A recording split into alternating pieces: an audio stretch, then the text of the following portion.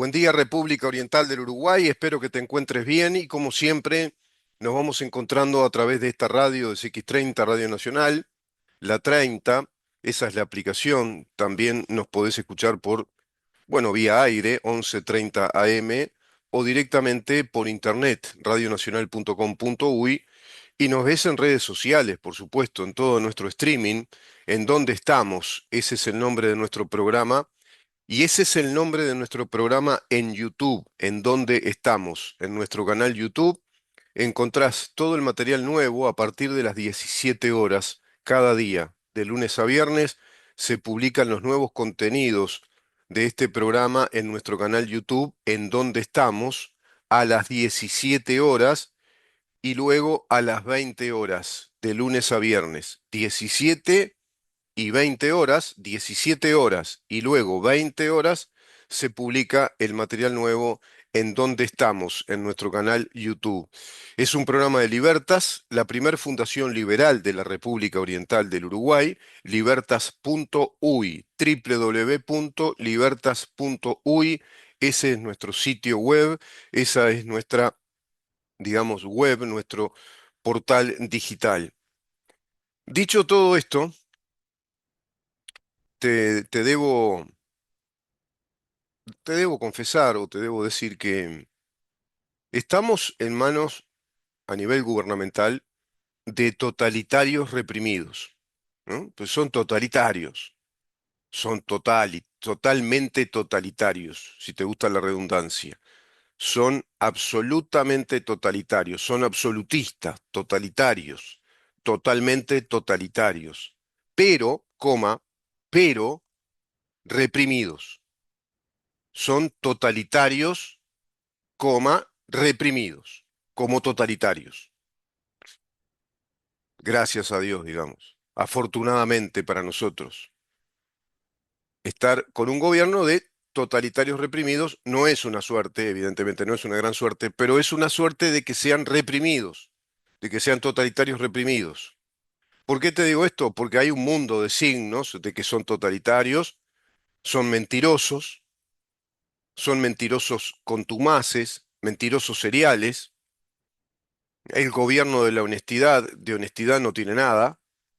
El gobierno de la honestidad. Por favor, que se vaya este gobierno una vez. Nunca vimos tanta corrupción respecto al gobierno anterior, pintadas en los distintos barrios, a través de las brigadas de los comités de base, muchísimas de la 1001, evidentemente del PSU, del Partido Comunista del Uruguay. Se tienen que ir pronto. Es una vergüenza para nuestro país este gobierno. Nunca tuvimos tanta corrupción en un gobierno. Todo eso en pintadas y pintadas por todos los barrios. Y eso además frecuentándose como un relato propagandístico en las redes sociales, una batería de militantes en todo ello. La prensa, por supuesto, que está hegemonizada por un grupo que ya conocemos, ese grupo Magnolio, que a su vez oficia, digamos, de gran militante ya directamente consular, el embajador militante bajo el simulacro de una prensa profesional ante la inmensa mayoría de la opinión pública, instalando el mismo tema. Y desde las usinas, digamos, propagandísticas como La Diaria, con Eduardo Preve, Caras y Caretas, M24, etcétera, las usinas propagandísticas de la izquierda marxista organizada, instalando el relato propagandístico, lavando cerebros de nuevas generaciones, muy particularmente, todo eso lo tienen diseñado, calculado, nuevas generaciones de votantes, para nuevas generaciones de votantes, y eso debe ser una maquinaria permanente, debe ser una maquinaria constante de la mentira repetida mil veces. El estilo propagandístico comunista es así, la mentira repetida mil veces se convierte en verdad. Eso decía el siniestro, el terrífico personaje de Goebbels, el ministro de propaganda, el ministro de publicidad y propaganda en el régimen nazi. Mienten. Son primos hermanos en el sentido de que son socialistas, ¿no? El nacionalsocialismo alemán fue un régimen socialista, pero de carácter nacionalista y con una fuerte digamos, primacía ideológica acerca de una raza superior, una cosa enferma.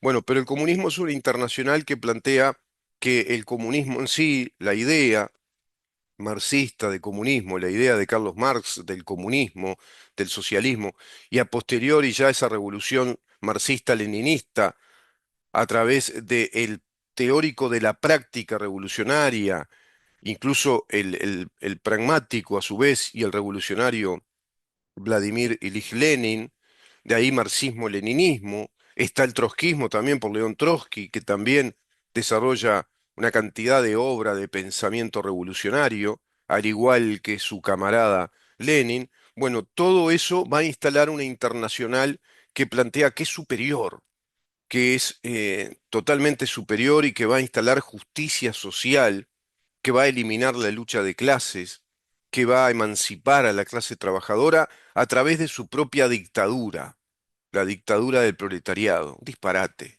Todo es un disparate. Y todo eso cayó, no tiene asidero en la realidad, no tiene manera de comprobarse, porque es anticientífico todo eso, el concepto de lucha de clases, no el concepto de clases. Concepto de distintas clases sociales es un concepto sociológico, incluso ya no es teoría y elaboración práctica de estudios sociológicos. La sociología de la sociedad de clases es un fenómeno histórico, es un fenómeno milenario, pero hay una fenomenología muy nueva dentro de los países del mundo libre, dentro de los estados llamados estados de derecho, dentro de las repúblicas democráticas, dentro del sistema económico del capitalismo, que es la movilidad social. Hay lo que no existía antes, movilidad social.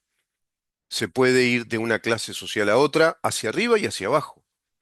Hay vasos comunicantes, hay una dinámica social de acuerdo a las capacidades de cada quien, de acuerdo a los talentos, de acuerdo a las virtudes, de acuerdo a la disciplina, y hay entonces, según la reunión de determinadas características como disciplina de trabajo, formación académica, talento innato, desarrollo de ese talento innato, contracción al trabajo, disciplina, capacidad de método para desarrollar una actividad profesional, una actividad que incluso puede conjugar lo profesional con lo empresarial, y así tanto en la actividad privada como en la actividad pública, todo eso va a arrojar como consecuencia natural la premiación, el premio al mérito. Y de ahí que se hable hoy por hoy de propuesta de sociedades meritocráticas o la meritocracia. ¿Verdad?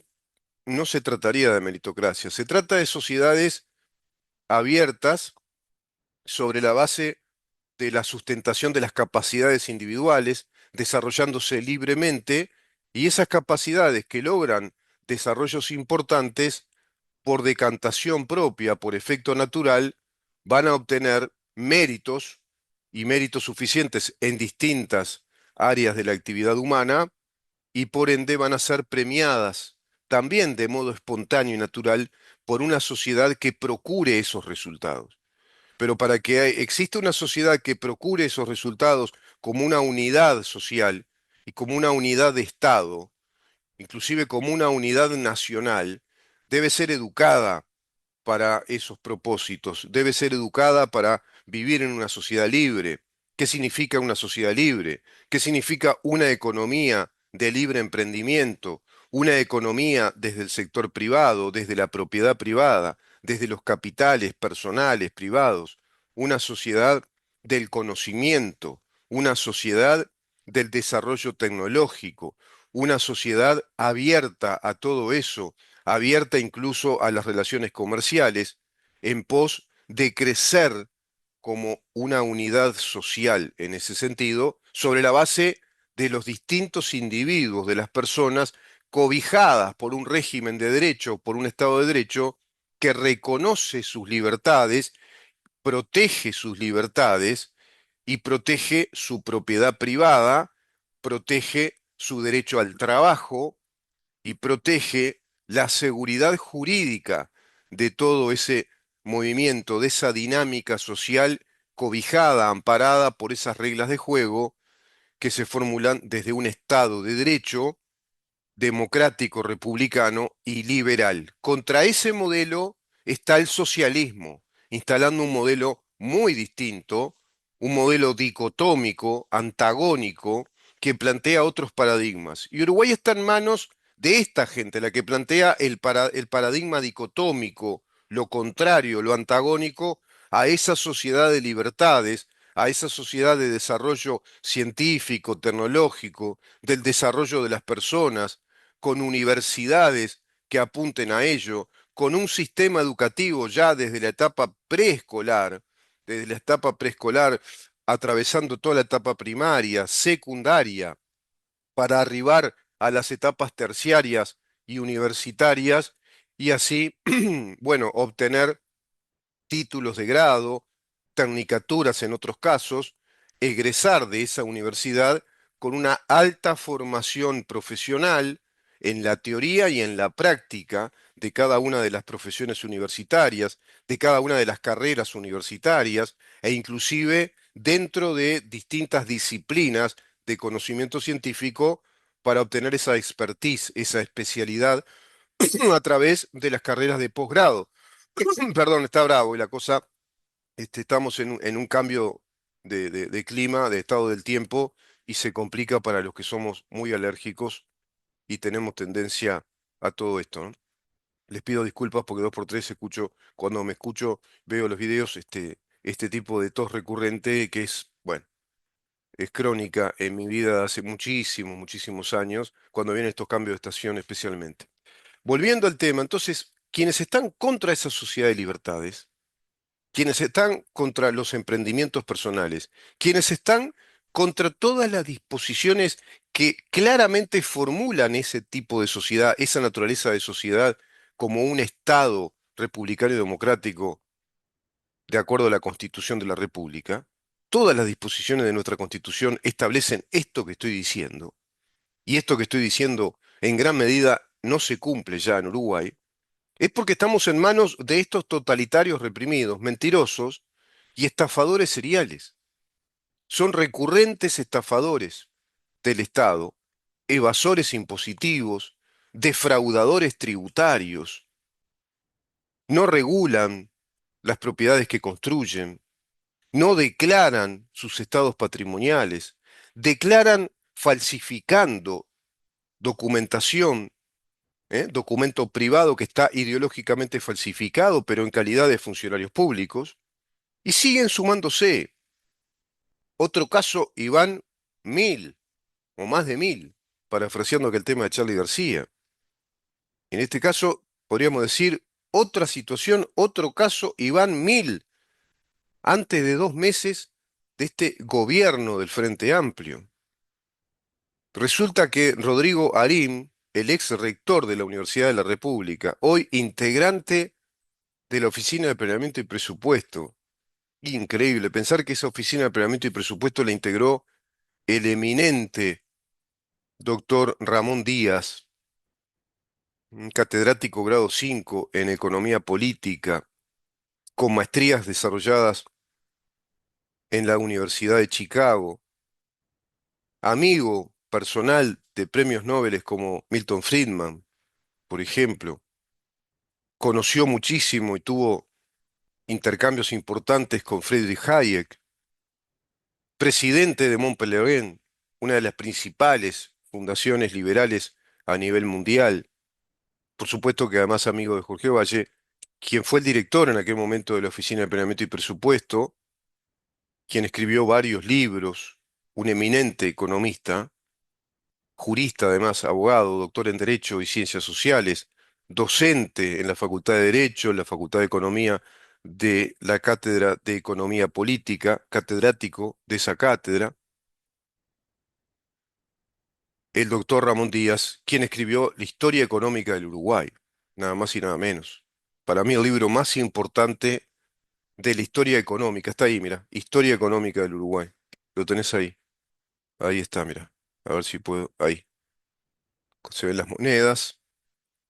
Historia Económica del Uruguay de Ramón Díaz. Hoy tenemos a Rodrigo Arim, quien se hacía llamar doctor Arim. el doctor Rodrigo Arín. Recuerdo cuando no fue a aquella celebración o aquella ceremonia en reconocimiento de los méritos de los integrantes del GACH, aquel grupo de científicos que el presidente Luis Lacalle Pou logró constituir, conformar para llevar adelante las mejores políticas sanitarias a nivel de políticas públicas de emergencia cuando ocurrió la pandemia.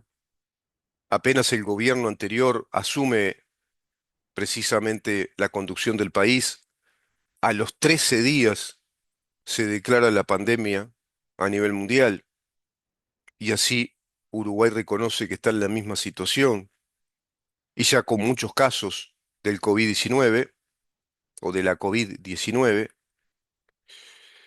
y este grupo de científicos coordinados con el Ministerio de Salud Pública logran formular una brillante estrategia en pos de la seguridad, precisamente, la seguridad de nuestras vidas, la seguridad social, la seguridad sanitaria en plena pandemia, pero a su vez amparando la libertad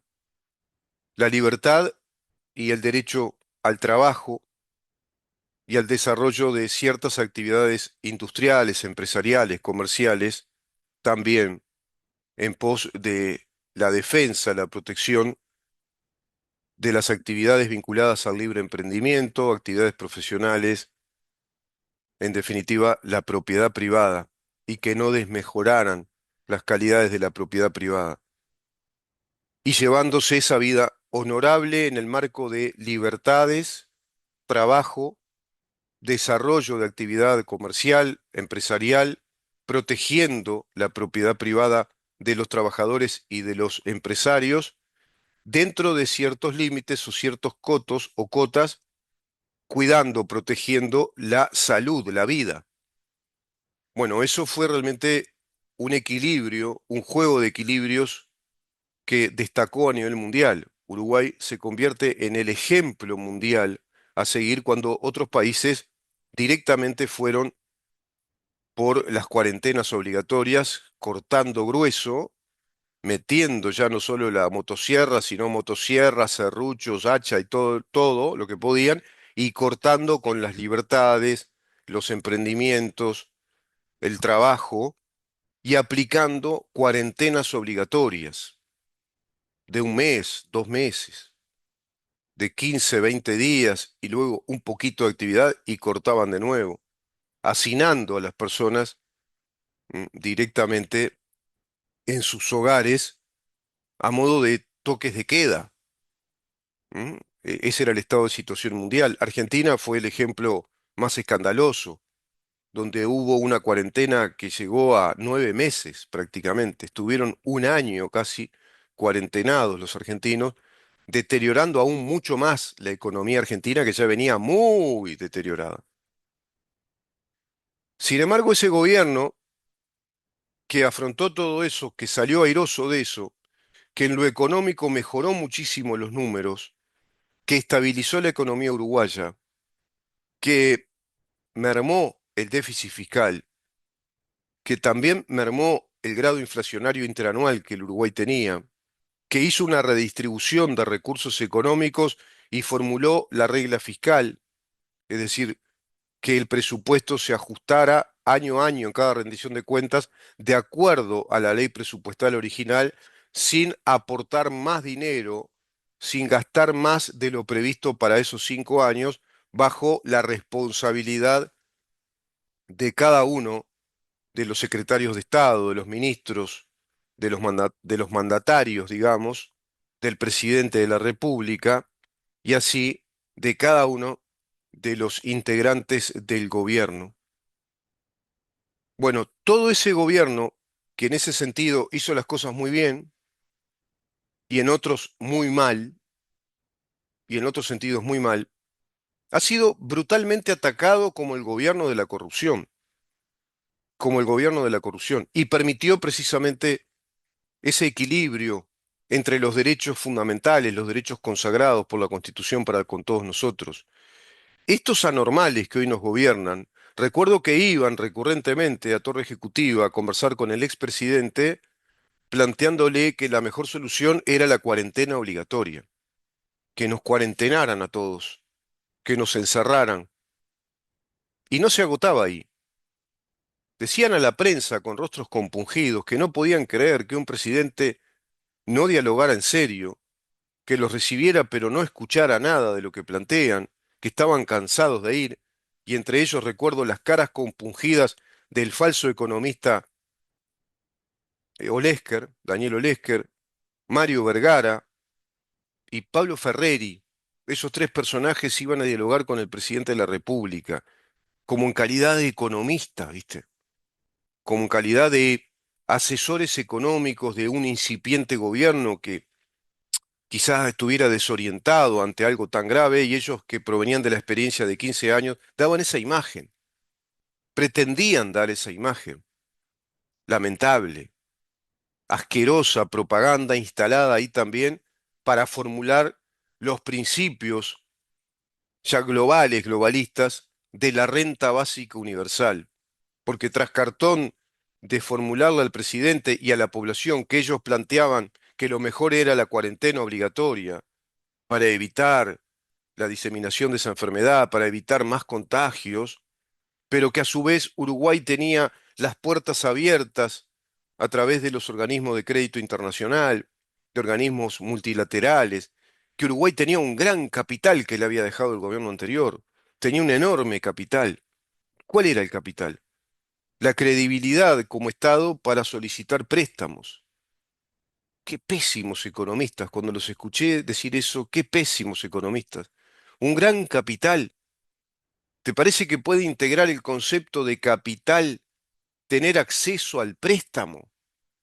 Eso no integra capital, eso no forma parte del capital. Eso simplemente es la accesibilidad al crédito, al préstamo, que después tenés que pagar. Y si pedís plata prestada, te vas a endeudar. Salió en rima y todo. Creo que un cuarteto hice ahí. Pero ahí, ese cuarteto, que era un trío de tres economistas, uno falso, un falso economista y dos economistas conversando con el presidente, salían enojados porque el presidente no los escuchaba. No quería aplicar la cuarentena obligatoria y la renta básica universal, solicitando un préstamo a los organismos multilaterales de crédito que incluso podía ascender a la cifra de 3.500 millones de dólares.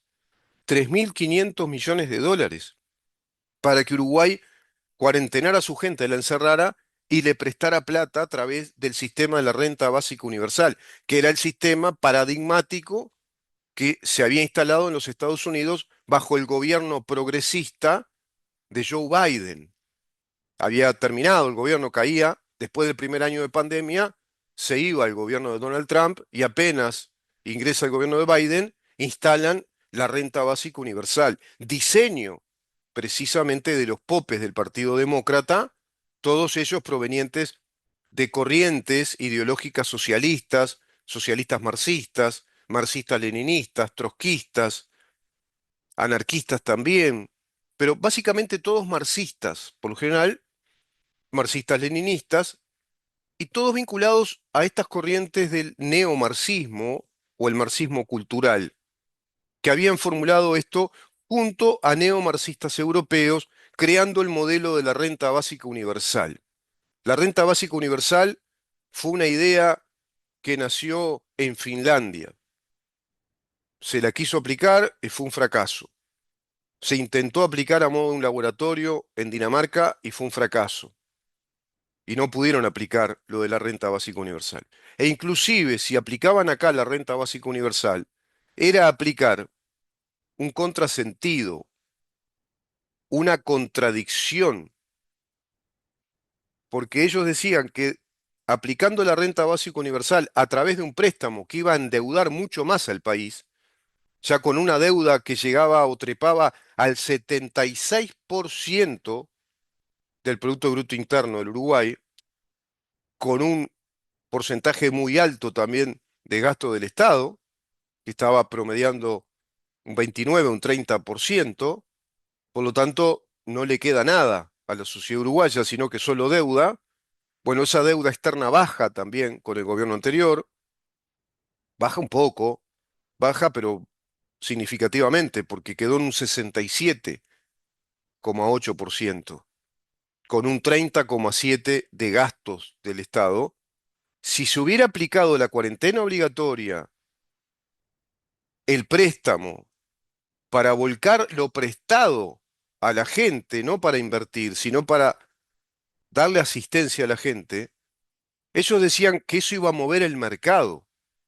Instalaron como papagayos la retórica economicista falaz de que fomentando el préstamo, el consumo, los préstamos personales, se da una dinámica de economía circular, se distribuye ese dinero y se incrementa el consumo porque la gente tiene más capacidad de consumo a través del préstamo, un mamarracho económico. El préstamo endeuda a la gente. El préstamo no es un dinero que proviene de una actividad genuina y sustentable. No proviene del trabajo a través de un contrato de trabajo y un ingreso periódico, mensual o quincenal que esa persona recibe en calidad de trabajo profesional a través de un salario. Ese salario además hace correr una antigüedad jubilatoria, de seguridad social. Ese salario también da mérito a un aguinaldo. Ese salario da mérito al salario vacacional en el periodo vacacional. En cambio, una renta básica universal es un sistema distributivo de préstamo, es un montón de dinero que se presta. ¿Bajo qué? Bajo el concepto de incentivar el consumo, pero no incentivás el trabajo, la vocación del trabajo, la disciplina de trabajo, no incentivás la productividad, porque lo que está generando son grandes sectores sociales que viven de la asistencia del Estado a través de un plan llamado renta básica universal, sin méritos propios. Ahí no hay mérito, hay una situación limosnera, una limosna que el Estado le da a gente que no tiene condiciones o capacidad para trabajar, para autosustentarse económicamente. Están sometidos a la pobreza de la dependencia crediticia, endeudando al Estado, generando una deuda interna, en ese caso, y en Uruguay una deuda interna y una deuda externa. Pero por si fuera poco, si vos cuarentenás, es decir, eliminás mucha actividad pública, actividad comercial, actividad empresarial, actividad laboral, porque hay cuarentena obligatoria, ese préstamo que viene bajo las condiciones de aplicarlo a una renta básica universal no sirve para nada, porque las empresas en esa cuarentena tuvieron que cerrar, los negocios tuvieron que cerrar, toda actividad profesional tuvo que cerrar sus puertas, sumándose a lo que Uruguay necesariamente tuvo que limitar y sí ocluir, dejar sin actividad, como los espectáculos públicos de todo tipo, espectáculos deportivos, espectáculos artísticos, turísticos, tuvo que cerrar todo eso. Imagínate agregarle a eso, es decir, la industria turística paró, agregale que pare toda la industria manufacturera, la industria de servicios, la industria de las cadenas de comercio, la industria importadora. Entonces, ese dinero, los uruguayos que lo iban a recibir, ¿sabés dónde se lo iban a meter? Ahí, claro, exactamente, Ramón, ahí mismo. Todo un contrasentido, todo es un no pensar nada y hablamos con rostros compungidos y serios, pretendiendo hacer pensar una alternativa muy válida a la población uruguaya cuando están hablando estupideces. Acá era una inmensa, una gigantesca estupidez de récord Guinness que planteaban estos tres personajes ridículos cuando salían enojados de Torre Ejecutiva. Estos personajes hoy nos gobiernan. Y dentro de estos personajes que nos gobiernan, había un tipo que no había ido al homenaje al Gach porque consideró que no se merecían ese homenaje, que no se lo merecían, que teníamos suficiente personal capacitado, egresados de la UDELAR, por supuesto, porque era el rector de la UDELAR, y propagandeaba las virtudes de la Universidad de la República a través de todo el personal médico sanitario que estaba integrado al Ministerio de Salud Pública. Y enojado con esa situación de haber convocado a un grupo de particulares, médicos, profesionales, por supuesto de alta expertise, consideró que fue una afrenta a la Universidad de la República. El otrora rector de la Universidad de la República, el doctor Rodrigo Arim, doctor en economía, y así lo mencionaban, y lo mencionaron como un gran ausente de aquel homenaje en reconocimiento a la tarea enorme, patriótica incluso, que hicieron todos los integrantes del GACH, cuando aquel Nobel gobierno, liderado por el doctor Luis Lacalle Pou, el gran ausente era el doctor Rodrigo Arim, rector de la Universidad de la República, quien muy enojado, muy afrentado, experimentó como una afrenta, como un estigma a la Universidad de la República haber acudido a un grupo de profesionales universitarios de alta especialidad para conformar un grupo asesor en materia de políticas sanitarias en esa emergencia pandémica. Pero resulta que el doctor Rodrigo Arim no es doctor. Se hizo llamar doctor, se dejó llamar doctor, era doctor Arim por todos lados, el rector de la universidad, pero no es doctor. Lo acaba de decir el otro día. No, estoy resolviendo la tesis todavía, 53 años. Está resolviendo una tesis de doctorado en economía, todavía no terminó. Es licenciado en economía, docente universitario. Hizo una especialidad en una universidad argentina, Torcuato Di Tella, que no es de gran calidad, no es de gran calidad, no tiene un ranking importante a nivel internacional, como no lo tiene la UDELAR, como no lo tiene la UDELAR. La Universidad de la República está en el lugar 758, por ahí, en el ranking de las universidades públicas. En el ranking de las universidades públicas estamos allá abajo en el lugar 758, hacia el 760, por ahí. Está muy allá abajo, no tiene ranking, o sea, no figura en un ranking, no está en el top 10, top 20, top 30, top 40, top 50, ya es un desastre. Top 60 tampoco, está 758, 59, en ese lugar. La tan afrentada Universidad de la República con esa calidad universitaria. Todo mentira, hasta mentira el título que dejaba pronunciar públicamente, instalando ante la opinión pública durante todos estos años, que era el doctor Rodrigo Arín cuando no lo es.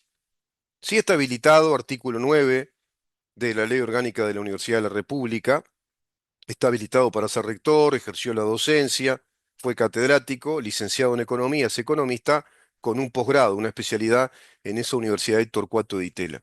Pero no se queda ahí, además el doctor Rodrigo Arim también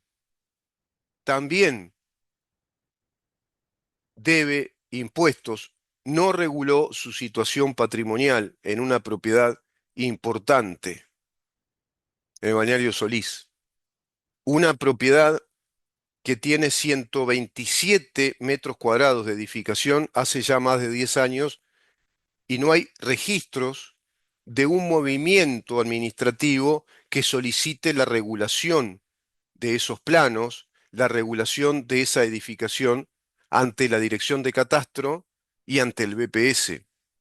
Y en todos esos años figura como una propiedad con 24 metros cuadrados de edificación, un terreno con una propiedad edilicia, es decir, terreno y una edificación que en sí misma reúne esas condiciones, 24 metros cuadrados, dado que la ley permite, la ley tributaria permite, en ese sentido, que las propiedades de hasta 24 metros cuadrados sean exoneradas de ciertos impuestos como el impuesto a la escuela. Pero resulta que hace 10 años que esa propiedad de Arim, que es una inmensa propiedad de una gama media alta incluso, es una hermosa casa de balneario que alquila, que además alquila, es decir, hace arriendo de esa casa. Él es el que alquila, el propietario que alquila, el alquilino, no el inquilino, es decir, hace negocios con esa casa, y hace 10 años que está construida de esa manera, con 127 metros cuadrados, y no se ve ningún movimiento administrativo de solicitud de regulación de planos, regularizando ante Catastro la nueva situación edilicia y ante el BPS, porque evidentemente eso obedece a una enorme reforma, que es prácticamente la construcción a nuevo de una casa con otras dimensiones, por lo tanto es un trámite obligatorio y necesario, tanto el de Catastro como el del BPS. No lo hizo. También hay ahí la clara configuración de una situación jurídica evasora con una defraudación tributaria al Estado. Artículo 284 de la ley tributaria. Y hay también falsificación documentaria. Hay falsificación documentaria porque si eso no está declarado y está declarado que tiene una propiedad de 24 metros cuadrados, eso también comporta una falsificación ideológica de documento privado, en tanto la situación patrimonial, en este caso del licenciado Rodrigo Arim, comporta esa falsedad, es decir, está indicando ese documento que él es propietario de una propiedad de 24 metros cuadrados, y eso es una falsificación ideológica porque falsifica la realidad actual. Falsifica la realidad actual que ya tiene 10 años. No es que la hizo hace 3 días, 3 meses, y está haciendo los trámites regulatorios. No, hace 10 años. Pero además cuando se comienza a hacer una obra de esa magnitud, ya se inician los trámites regulatorios. Porque también hasta esa mentira están instalando. Es decir, haces toda la casa. ¿Te parece que puedes hacer una casa de 127 metros cuadrados, de una gama media alta, con los mejores materiales? Es realmente una mansión en un gran terreno que además alquilás, y recién después de hacer todo eso vas a regular. No cabe en la cabeza de nadie racionalmente, cuando comienza a hacer una casa, que ya debe tramitar, paralelamente empieza a hacer los trámites de la regulación de esa propiedad, incluso con la certificación notarial y la certificación obligatoria de un arquitecto, un profesional de la arquitectura, un arquitecto egresado con título universitario, que es el único profesional que en nuestro país está acreditado para regular los planos, la construcción y declarar el estilo, estructura, dimensiones, sobre qué terreno. Hasta se requiere también a un ingeniero agrimensor. Ingeniero agrimensor en cuanto al plano de mensura, en cuanto al terreno, sobre qué terreno se hizo, con qué características, y luego qué propiedad se edificó, con qué características, qué estilo, cuántas habitaciones, con qué tipo de material, diseño de plano. Todo eso debe estar firmado, certificado públicamente por arquitecto ante el BPS y ante la Dirección de Catastro de la Intendencia del Gobierno departamental que corresponda. No lo hizo. Defraudación tributaria, evasión impositiva y falsificación ideológica de documento privado. Y en calidad de funcionario público, porque era rector. Durante todos los años en los que fue rector no declaró, no reguló esa propiedad. Y ahora dicen ay, que lo va a hacer. ¿Y qué sale a decir el secretario de Presidencia? Acá viene lo de los totalitarios reprimidos. Está, ya dijo que la va a regular. Ya está. Arim ya va a solucionar el tema, ya está solucionado. Se terminó. Se terminó con este tema. No se hable más, no se tiene que hablar más. Es una orden, ¿viste? Que no se hable más. Ya está, cortamos acá, se terminó. Qué totalitario que sos vos. Qué totalitario que sos. Además, todos estos personajes que no tienen una gran formación profesional, no son de una gran formación técnica y hablan de todo, y hoy es secretario de presidencia. Es impresentable este gobierno de totalitarios, coma, reprimidos. En la última parte de reprimidos, por suerte, que son reprimidos. Pues si no nos matan. No se habla más, se terminó. Pa, todo esto es antidemocrático, absolutamente antidemocrático, antiverdad, antitransparencia republicana, sin ética republicana. Un gobierno que experimente este tipo de situaciones tiene que estar sumamente alertado, alerta, atento y ser un gobierno propositivo en la investigación a fondo de cada uno de estos casos. El gobierno debe ser el primero en dar el ejemplo de estar muy activo arriba de estos casos, presionando a la justicia para que resuelva estos casos que son defraudaciones seriales a nuestro Estado a través de grandes mansiones, grandes propiedades que hace 10, 23, 30 años no declaran, evaden impuestos, evidentemente, no están pagando impuestos que tendrían que pagar hace muchos años y que aún no regularizaron, es decir, que no declararon ante el Estado uruguayo. Uno más, en este caso Rodrigo Arín, Iván Mil, y hoy es el director de la Oficina de Planeamiento y Presupuesto. Claro que también todo esto que está haciendo, todo esto que hizo, esta conducta personal, es incompatible con el cargo, pero el presidente minga por el foro, para decirlo en criollo, minga por el foro. Al contrario, sale el secretario de Presidencia a decir, ¡ta, se terminó! Claro, ¿sabés lo que pasa, Sánchez? Que si se sigue investigando, caen todos, ¿viste? Se quedan sin gobierno ustedes. Se van a quedar sin gobierno, porque están todos en la misma. Antes fue lo de Andrade, ¿no? Parece que eso fue la punta del iceberg, evidentemente. Pero ¿quién estaba vinculado a Andrade? El propio presidente de la República actual, Yamandu Orsi, que fue el intendente de Canelones, que le perdonó la deuda, regularizaron realmente la situación también de una propiedad de importantes dimensiones, una casa construida en Canelones sin declarar durante tantos años, quien integró el ZUNCA, el sindicato de la construcción, el compañero que vela por los trabajadores. ¿Qué pasó ahí con los trabajadores? ¿Se les pagó? ¿Se les pagó los aportes al BPS? De acuerdo al celo, digamos, trabajador del camarada Andrade que hizo una casa en negro, ¿le pagó a sus camaradas, a sus compañeros? ¿Qué les pagó en negro? ¿No hizo los aportes al BPS? Sale además a mentir en televisión. No, cuando se hace una construcción no es necesario hacer una regulación ante el BPS. Ah, mirá vos, no es necesario. ¿Y quién va a hacer la construcción? Pues las hormigas la hacen. ¿Quién hace la construcción? ¿Vos solo? ¿Cómo que no regulás la construcción de una casa? ¿Y quién te va a hacer la casa? ¿Que se hace con magia? ¿Hace la casa? ¿Llamás a Harry Potter? Es un disparate todo esto. Todo es un disparate. Todo es un ejemplo tras otro de una sistemática conducta de defraudación al Estado, conductas seriales de evasión impositiva, todos aplicando la misma estrategia. Ya no solo es Cecilia Cairo. Bueno, había sido Andrade antes, pero ya no es, viste, era la punta del iceberg. Pero todos, Vergara también, Mario Vergara también. Quien no era doctor, el licenciado Darín, también.